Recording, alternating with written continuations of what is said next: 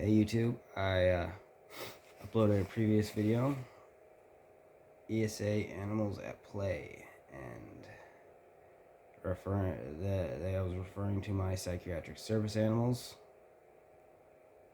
There is a distinction. An ESA can also be a psychiatric service animal.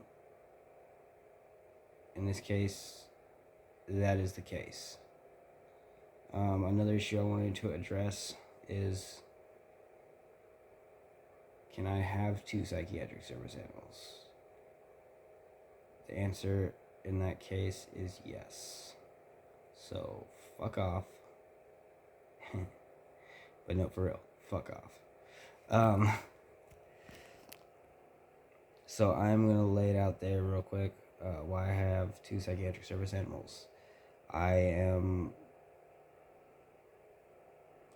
prescribed an antipsychotic from a licensed psychiatrist and provider, and I take them fairly regularly as needed. I also take a prescription medication for HIV treatment, and if I'm on my antipsychotic, I can't remember to take my HIV treatment. So I need the service animal to remind me to take my pills. And as far as the antipsychotic goes, I take them as needed. When you're about to have a psychotic episode, you don't know it until you're in the middle of it or coming out of it. Usually it's the case.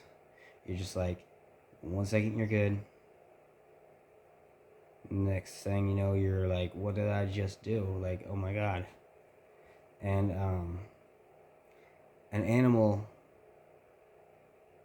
especially one that's bonded with you, can really, they're more in tune to you than you're in tune to you. It's a beautiful thing. And they will get up in my face and they will fucking tell me to address the issue before I even know it's an issue. And so I do, and it takes a lot out of me. I will sleep for 12 hours, 24 hours at times. So my animals are never neglected. They have always got food. They've always got shelter. They've always got the sustenance they need. Emotionally, they need more. I had one service animal and it was taking a lot out of him. I could not give that animal what it needed emotionally for it to be okay, for him to be okay. And dogs are communal creatures. They need company. If their company is sleeping 24 hours a day, every time that you fucking gotta tell them to take your meds, dude, and then dude is out for 24 hours, like, service animal is gonna stop telling you. It's gonna be like, yeah, last time I did this, you were gone. And so I've been telling him for a while now I was gonna get him a service animal.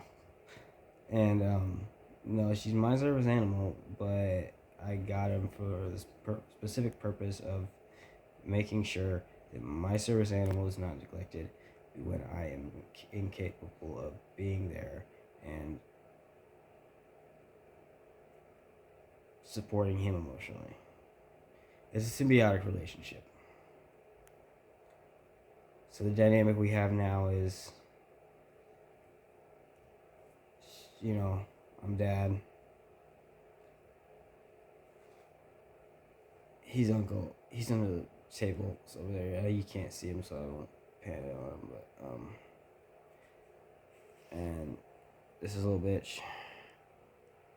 She's uncle's best friend when I can't be.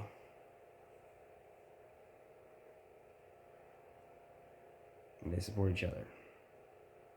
It's a beautiful dynamic. Much love.